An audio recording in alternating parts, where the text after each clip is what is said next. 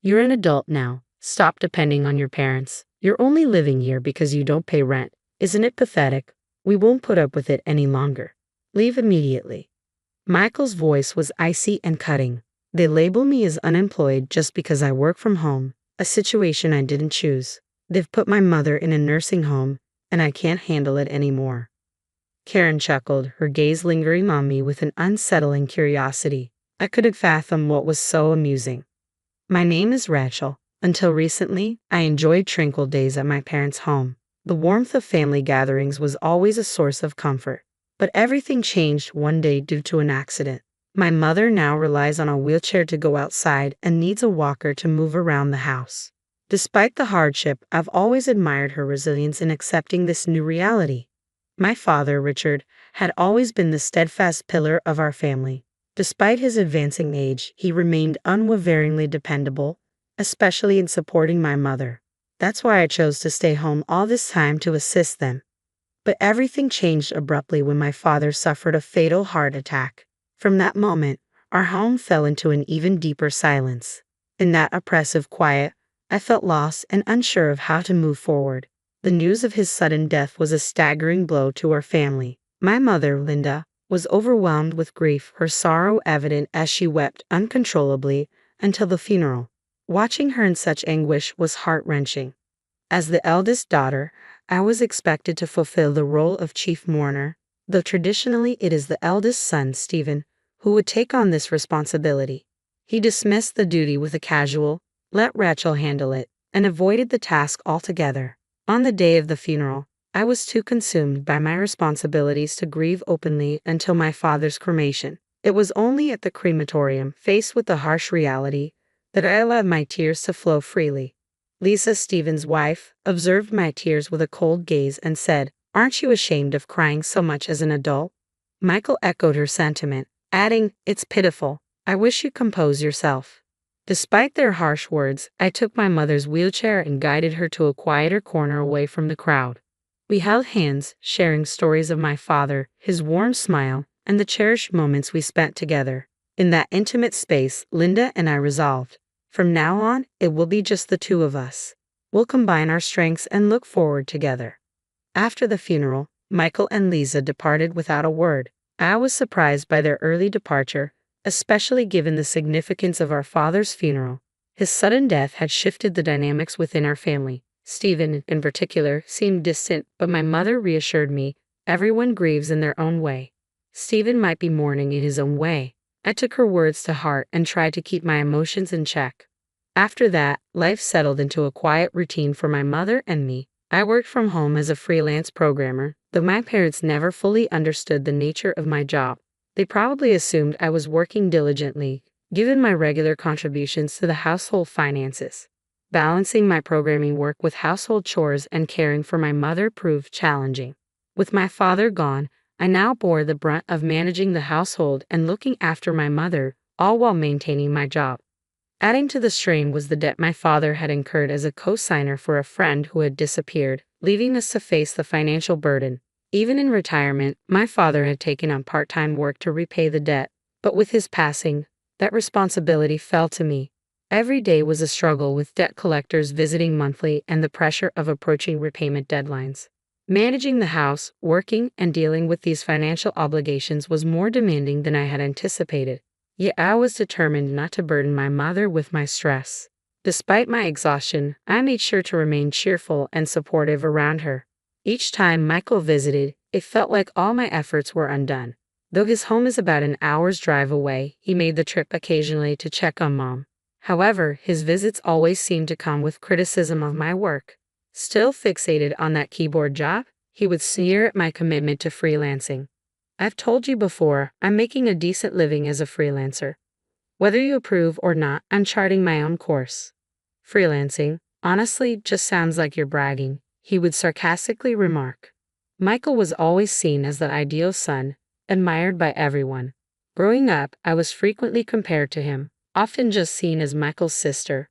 True to form, his visit began with petty criticism, but today he seemed to have something more serious to discuss with Mom. After a brief conversation, he quickly moved to her room. I was curious and discreetly watched what was unfolding. Inside, Michael, looking somewhat displeased, was expressing his concerns about my work. Isn't it because you've coddled Rachel that she hasn't taken on a proper job? Michael's voice was laced with clear dissatisfaction. Our mother, with a resigned expression, took a deep breath and replied, I may not fully understand the details of what Rachel does, but I believe she's chosen her own path and is giving it her best. If she's content with it, that's what matters to me.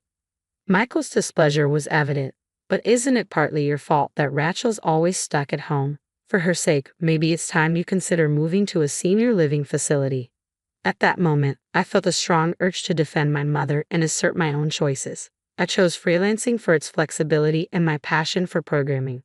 Being able to support and spend time with my mother were important factors, but they were not the sole reasons. Without thinking, I opened the door and walked toward my mother, ready to confront the situation. I want you to know, Mom, that I didn't choose this path because of you. I chose this job because it's the right fit for me, I said firmly. Linda smiled, her eyes full of appreciation. I know you didn't choose this just for me, Rachel. Catching Michael's surprised expression out of the corner of my eye, I continued, I've never seen you as a burden, Mom. My mother responded by gently squeezing my hand, and in that moment, I felt our connection strengthen more than ever. Rachel, thank you. I'm deeply grateful for all the care you've given me, but I wish you could have more time for yourself. Her words made tears well up in my eyes. Rachel, you're an adult. You should be exploring the world beyond this house. There's no need to be confined here, Michael said, his tone stern yet tinged with concern. After escorting me out of the room, he started discussing moving our mother to a senior home. Before long, the decision was made for her to relocate. The house felt unbearably quiet and empty compared to the days when our family was together. When I visited Mom at the senior home, I found some relief in seeing her enjoy her new friendships. Still, I couldn't shake the frustration of Michael making such a significant decision without consulting me. One day, I received an unexpected call from Michael. Keep Sunday free, he ordered abruptly before hanging up. His overbearing attitude was becoming too much for me. On Sunday morning, Michael and his wife, Karen, showed up at my door. As soon as they entered my room, Michael made a surprising proposal. Don't you think this house is a bit too large for you, Rachel? Karen added with a smile. Actually, we're considering moving in here. Could you find somewhere else to stay? I was stunned and could only manage a stunned, what? Michael continued, you've been depending on our parents even as an adult. You stay here because you don't pay rent, and that's not acceptable. You need to move out. Karen stood beside him, wearing a smirk. A surge of emotions welled up inside me, but I managed to reply, fine, I'll move out. But from now on, stay out of my affairs. In response, Michael proposed, maybe it's time to sever our sibling ties. It could be a fresh start for both of us, don't you think? I nodded in agreement, saying, that sounds fine to me. Soon after, I began searching for a new place and quickly found an apartment that I liked. The move was swift since I didn't have much to pack. The new apartment was perfect for solo living, bright, well ventilated, and very comfortable. The pressure I felt in the large house back home gradually lifted in this new setting. To my surprise, I quickly found myself enjoying this new phase of my life. Even shopping at the nearby small supermarket became a pleasure. This fresh start brought new discoveries and a sense of hope. On a sunny day about a month later, I received an unexpected call from Michael, who had previously claimed we were no longer in contact. His voice carried an edge of urgency. Rachel, is it true that Dad left behind debts? It dawned on me that I hadn't informed Michael about the debts. For me, dealing with them had become a routine part of life, and I hadn't considered it noteworthy. Why didn't you mention this earlier? The whole neighborhood is buzzing with rumors. Karen's too scared to even go outside. How have you managed to keep those intimidating debt collectors at bay? Michael asked. I replied calmly, it's straightforward. I've been making the payments every month. Really? The collectors are saying the amount is $1,000 a month. How have you been able to cover that? Well, it was tight, but my freelance work was doing well, so I managed. I worked hard to balance both the debt repayments and our household expenses, I explained.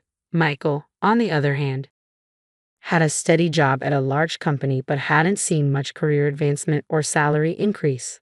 I suspected that my income might be higher than his, and it seemed I was correct. Michael sounded desperate. Honestly, $11,000 is a bit too much for me. Can you help me out? He pleaded.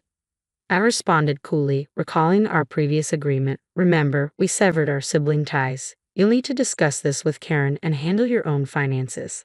Without waiting for a reply, I ended the call. Michael's calls didn't stop, and I had a sinking feeling that something significant had happened. The next morning, the doorbell rang. Peering through the peephole, I saw Michael and Karen, looking quite remorseful and holding the gift. Likely an apology. They had found my new address through Mom and had come over. I didn't open the door but spoke through the intercom. What brings you here? Tears welled up in Michael's eyes as he pleaded. I'm truly, deeply sorry. I don't have anyone else to turn to. Please help me. Karen stood beside him, her head bowed in apology. It was clear that Michael had made some poor investments and lost a substantial amount of money. Their plan had been to take over the family home, reduce living expenses, and use her father's inheritance to repay the debts. The entire scheme to move Mom to a nursing home and force me out of the house was Michael's idea. But instead of finding an inheritance, all they uncovered was a massive debt. I thought we'd be able to claim the house and pay off the debts with Dad's inheritance. I had no idea he left behind so much debt, he said, his voice trembling with emotion. Remember, we agreed to sever our sibling ties. We're no longer family, I said coldly, dismissing them. If you continue to bother me, I'll have to involve the police. Their devastated expressions were evident, but their problems were no longer my concern. Later, while walking near my old home, I noticed that it was up for sale. Surprised, I spoke with a neighbor who mentioned ongoing disputes between Michael, Karen, and the debt collectors. It seemed they had vanished suddenly, likely due to their financial troubles. I hoped they found some measure of happiness wherever they ended up. Meanwhile, my own life was fulfilling. My work was busy and I enjoyed various delightful events, especially outings with friends from the tennis club and wonderful dates with a special someone I met there. I excitedly shared the news with Mom, saying, Mom, I've met someone. She beamed with happiness and said, as long as you're happy, I am too. Her words filled my heart with joy. I'd eagerly anticipate the future, walking alongside the person I've chosen to share my life with. The road ahead looks bright and full of promise.